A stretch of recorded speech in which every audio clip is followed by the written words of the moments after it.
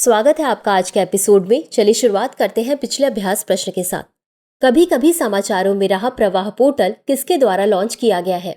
ए. वित्त मंत्रालय, बी. भारतीय रिजर्व बैंक, सी. भारतीय प्रतिभूति और विनिमय बोर्ड, डी. वाणिज्य और उद्योग मंत्रालय। इस प्रश्न का सही उत्तर है विकल्प बी, भारतीय रिजर्व बैंक। चलिए देखते हैं इसके विश्लेषण को। प्रवाह पोर्टल, इसे हाल ही में भारतीय रिजर्व बैंक द्वारा लॉन्च किया गया था। यह व्यक्तियों और संस्थाओं के लिए आरबीआई से विभिन्न विनियामक अनुमोदन के लिए आवेदन करने हेतु एक सुरक्षित और केंद्रीकृत ऑनलाइन प्लेटफॉर्म है। इसमें एकल संपर्क बिंदु उपलब्ध कराकर प्रक्रिया को सुव्यवस्थित किया जा सकेगा तथा आरबीआई की विनियामक स्वीकृतियों की दक्षता में सुधार किया जा सकेगा। अतः विकल्प बी सही है।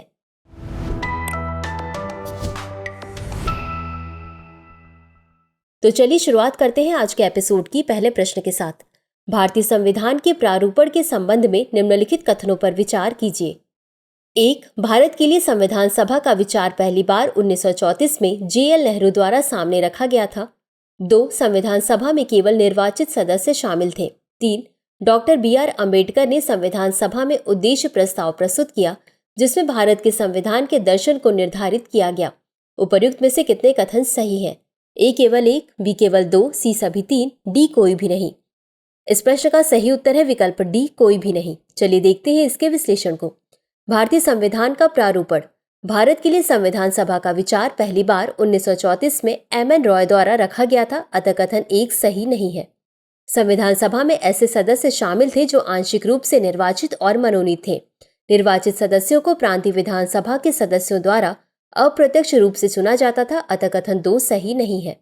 13 दिसंबर 1946 को जवाहरलाल नेहरू ने संविधान सभा में उद्देश्य प्रस्ताव प्रस्तुत किया जिसमें भारत के संविधान का दर्शन निर्धारित किया गया। अतः कथन 3 सही नहीं है। अगला प्रश्न है, राष्ट्रीय बधिरता रोकथाम एवं नियंत्रण कार्यक्रम यानी एनपीपीसीडी के संदर्भ में निम्नलिखित कथनों पर विचार कीजिए। 1. एनपीपीसीडी को 11वीं पंचवर्षीय योजना के दौरान राष्ट्रीय स्तर पर लॉन्च किया गया था। 2. इस कार्यक्रम को सामाजिक न्याय और अधिकारिता मंत्रालय द्वारा क्रियान्वित किया जा रहा है। 3. ग्रामीण लोगों की तुलना में शहरी आबादी में श्रवण दोष अधिक है। उपर्युक्त में से कौन सा या कौन से कथन सही है या सही है? ए केवल 1, बी केवल 2, सी केवल 2 और 3, डी 1, 2 और 3। इस प्रश्न का सही उत्तर है विकल्प ए केवल 1। चलिए देखते हैं इसके विश्लेषण को। राष्ट्रीय बधिरता रोकथाम एवं नियंत्रण कार्यक्रम, वर्ष 2008 में राष्ट्रीय स्तर पर राष्ट्रीय बधिरता रोकथाम एवं नियंत्रण कार्यक्रम शुरू किया गया था। 11वीं पंचवर्षीय योजना की अवधि 2007 से 2012 तक थी। अतः कथन 1 सही है। यह कार्यक्रम स्वास्थ्य एवं परिवार कल्याण मंत्रालय द्वारा स्वास्थ्य सेवा महानिदेशालय के तकनीकी सहयोग से क्रियान्वित किया जा रहा है। अतः कथन 2 सही नहीं है। शहरी लोगों की तुलना में ग्रामीण आबादी में श्रवण दोष अधिक है। स्वास्थ्य जागरूकता और शिक्षा की कमी ने श्रवण दोष की उच्च घटनाओं में महत्वपूर्ण भूमिका निभाई है। अतः कथन 3 सही नहीं है। अगला प्रश्न है, संयुक्त राष्ट्र यानी यूएन सदस्यता के संबंध में निम्नलिखित में से कौन सा कथन सही है?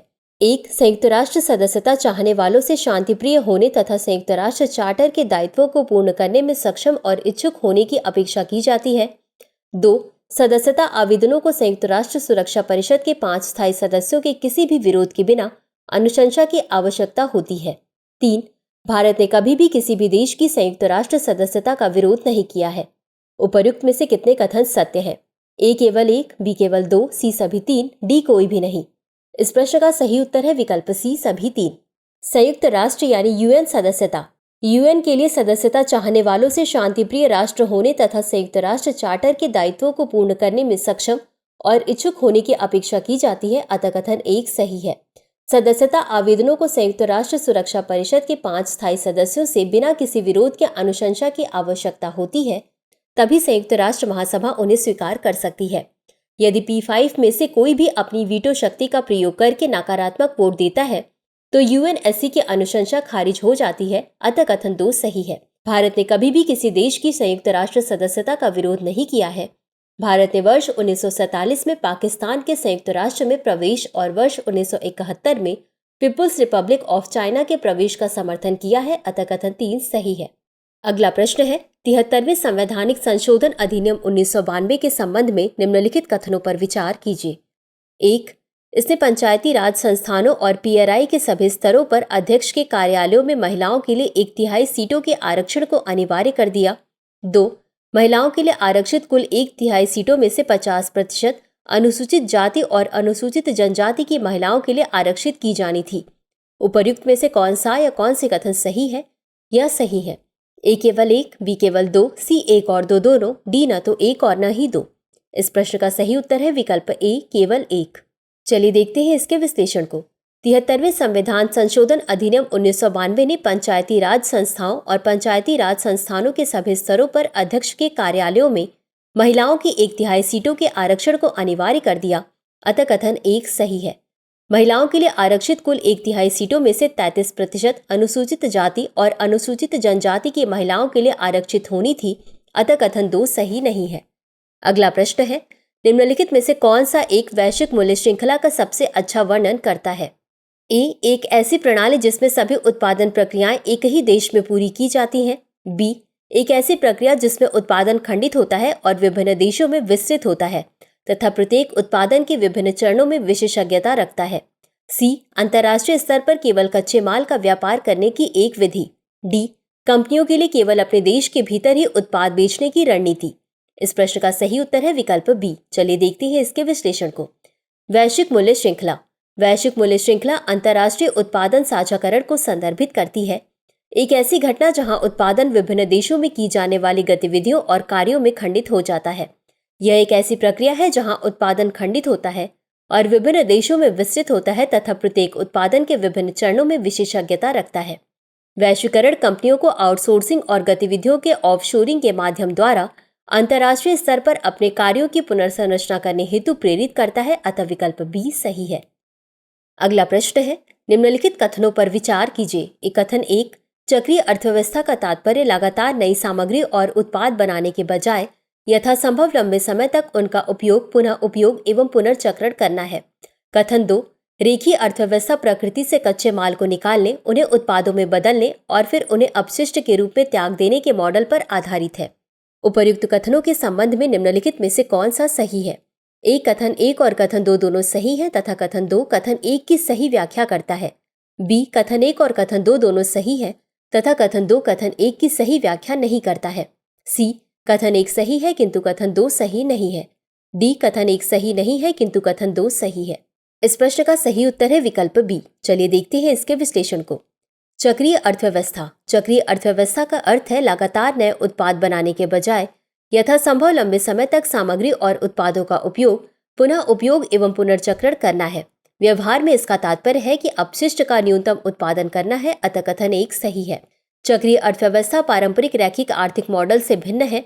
रैखिक अर्थव्यवस्था प्रकृति से कच्चे माल को निकालने, उन्हें उत्पादों में बदलने और फिर उन्हें अपशिष्ट के रूप में त्यागने के मॉडल पर आधारित है। अतः कथन 2 सही है। अतः विकल्प बी सही है क्योंकि कथन 1 और कथन 2 दोनों सही है तथा कथन 2 कथन 1 की सही व्याख्या नहीं करता है। अगला प्रश्न है, दिसंबर की 22वीं तारीख को सूर्य ए, उत्तर ध्रुवीय वृत्त पर क्षितिज के नीचे नहीं डूबता है। बी, दक्षिण ध्रुवीय वृत्त पर क्षितिज के नीचे नहीं डूबता है। सी, मध्याह्न में भूमध्य रेखा पर ऊर्ध्वाधर रूप से व्योमस्थ चमकता है। डी, मकर रेखा पर ऊर्ध्वाधर रूप से व्योमस्थ चमकता है। इस प्रश्न का सही उत्तर है विकल्प बी। चलिए देखते हैं इसके विश्लेषण को। 21 जून को ग्रीष्म संक्रांति के दौरान उत्तरी गोलार्ध में वर्ष का सबसे लंबा दिन होता है, जबकि दक्षिणी गोलार्ध में सबसे छोटा दिन होता है। इस समय पृथ्वी का उत्तरी ध्रुव सूर्य की ओर अपने अधिकतम झुकाव पर होता है और सूर्य 23.5 डिग्री उत्तरी अक्षांश पर यानी कर्क रेखा के साथ सीधे ऊपर की ओर दिखाई देता है। सूर्य ग्रीष्म संक्रांति के दौरान उत्तर ध्रुवीय वृत्त पर क्षितिज के नीचे नहीं डूबता है, क्योंकि यहाँ सूर्योदय और सूर्यास्त उत्तरी आकाश में एकाग्र होने लगते हैं। इसके विपरीत 22 दिसंबर को शीतकालीन संक्रांति के दौरान अंटार्कटिक वृत्त में भी यही घटना होती है। अतः विकल्प बी सही है। अगला प्रश्न है, महात्मा गांधी राष्ट्रीय ग्रामीण रोजगार गारंटी अधिनियम के संबंध में निम्नलिखित कथनों पर विचार कीजिए। 1, वर्ष 2005 में श्रम एवं रोजगार मंत्रालय द्वारा शुरू की गई यह योजना विश्व के सबसे बड़े रोजगार गारंटी कार्यक्रमों में से एक है। 2, यह अधिनियम ग्राम सभाओं को उन कार्यों की अनुशंसा करने का आदेश देता है जो किए जाने हैं और कम से कम 50% कार्यों को उनके द्वारा निष्पादित किया जाना चाहिए। 3, इसके लाभार्थियों में कम से कम 2/3 महिलाएं होनी चाहिए। उपर्युक्त में से कितने कथन सही है? ए केवल 1, बी केवल 2, सी सभी 3, डी इनमें से कोई भी नहीं। इस प्रश्न का सही उत्तर है विकल्प ए केवल 1। चलिए देखते हैं इसके विश्लेषण को। मनरेगा योजना वर्ष 2005 में ग्रामीण विकास मंत्रालय द्वारा शुरू की गई यह योजना विश्व के सबसे बड़े रोजगार गारंटी कार्यक्रमों में से एक है, अतः कथन 1 सही नहीं है। यह योजना किसी भी ग्रामीण परिवार के वयस्क सदस्यों के लिए प्रत्येक वित्तीय वर्ष में 100 दिनों का रोजगार सुनिश्चित करते हुए विधिक गारंटी प्रदान करती है। यह अधिनियम ग्राम सभाओं को उन कार्यों की अनुशंसा करने का आदेश देता है जो किए जाने हैं और कम से कम 50% कार्यों को उनके द्वारा निष्पादित किया जाना चाहिए, अतः कथन 2 सही है। इसके लाभार्थियों में कम से कम 1/3 महिलाएं होनी चाहिए, अतः कथन 3 सही नहीं है। अगला प्रश्न है, शून्यकाल के संदर्भ में निम्नलिखित कथनों पर विचार कीजिए। 1. शून्यकाल भारतीय संसदीय नवाचार है जिसका संसदीय नियम पुस्तिका में उल्लेख है। 2. प्रश्नकाल और कार्यावली के बीच के समय के अंतराल को शून्यकाल के रूप में जाना जाता है। उपर्युक्त में से कौन सा या कौन से कथन सही है या सही है? ए केवल 1, बी केवल 2, सी 1 और 2 दोनों, डी न तो 1 और न ही 2। इस प्रश्न का सही उत्तर है विकल्प बी केवल 2। चलिए देखते हैं इसके विश्लेषण को। शून्यकाल भारतीय संसदीय नवाचार है। संसदीय नियम पुस्तिका में इसका उल्लेख नहीं है, अतः कथन 1 सही नहीं है। इसके तहत संसद सदस्य बिना किसी पूर्व सूचना के मामले उठा सकते हैं। शून्यकाल प्रश्नकाल के तुरंत बाद शुरू होता है और तब तक रहता है जब तक कि दिन की कार्यावली शुरू नहीं हो जाती। दूसरे शब्दों में प्रश्नकाल और कार्यावली के बीच के समय के अंतराल को शून्यकाल के रूप में जाना जाता है, अतः कथन 2 सही है। अगला प्रश्न है, गोल्डन राइस के संदर्भ में निम्नलिखित कथनों पर विचार कीजिए। 1. इसमें बीटा कैरोटीन की मात्रा होती है। 2. इसे आनुवांशिक इंजीनियरिंग के माध्यम से विकसित किया गया है। उपर्युक्त में से कौन सा या कौन से कथन सही है या सही है? ए केवल 1, बी केवल 2, सी 1 और 2 दोनों, डी न तो 1 और न ही 2। इस प्रश्न का सही उत्तर है विकल्प सी 1 और 2 दोनों। चलिए देखते हैं इसके विश्लेषण को। हाल ही में फिलीपींस की एक अदालत ने आनुवांशिक रूप से संशोधित गोल्डन राइस और बीटी बैगन के व्यावसायिक प्रसार के लिए जैव सुरक्षा परमिट रद्द कर दिए हैं। गोल्डन राइस चावल का एक नया प्रकार है जिसमें बीटा कैरोटीन होता है, अतः कथन 1 सही है। बता दें कि बीटा कैरोटीन शरीर की आवश्यकता के अनुसार विटामिन ए में परिवर्तित हो जाता है और अनाज को उसका सुनहरा रंग देता है। साथ ही इसे आनुवांशिक इंजीनियरिंग के माध्यम से विकसित किया गया है, अतः कथन 2 सही है। इसका उद्देश्य विटामिन ए की कमी से निपटना है। बीटी बैगन एक ट्रांसजेनिक बैंगन है। इसे एग्रोबैक्टीरियम मध्यस्थ पुनः संयोजक डीएनए प्रौद्योगिकी द्वारा मिट्टी के जीवाणु बैसिलस थुरिएनजिएंसिस से बीटी जीन को बैगन में डालकर बनाया गया है। बीटी बैगन को महीको मोनसैटो बायोटेक द्वारा आनुवांशिक रूप से विकसित किया गया है। तो चलिए अंत में देखते हैं आज का अभ्यास प्रश्न को। निम्नलिखित में से कौन सा कथन नासा के प्री फायर मिशन के उद्देश्य का सर्वोत्तम वर्णन करता है? ए. पृथ्वी के चुंबकीय क्षेत्र पर सौर ज्वालाओं के प्रभावों का अध्ययन करना। बी. पृथ्वी के ध्रुवों पर ऊष्मा उत्सर्जन का अध्ययन करना। सी. उपग्रह डेटा का उपयोग करके वनाग्नि की निगरानी और पूर्वानुमान करना। या डी. वैश्विक समुद्री स्तरों पर ग्रीन हाउस गैसों के प्रभाव का विश्लेषण करना। इस प्रश्न का उत्तर कमेंट बॉक्स में जरूर दें। आज के लिए बस इतना ही। धन्यवाद। डियर व्यूअर्स, अपने एग्जाम की तैयारी को और बेहतर करने के लिए हमारे चैनल को लाइक, शेयर और सब्सक्राइब करना न भूलें।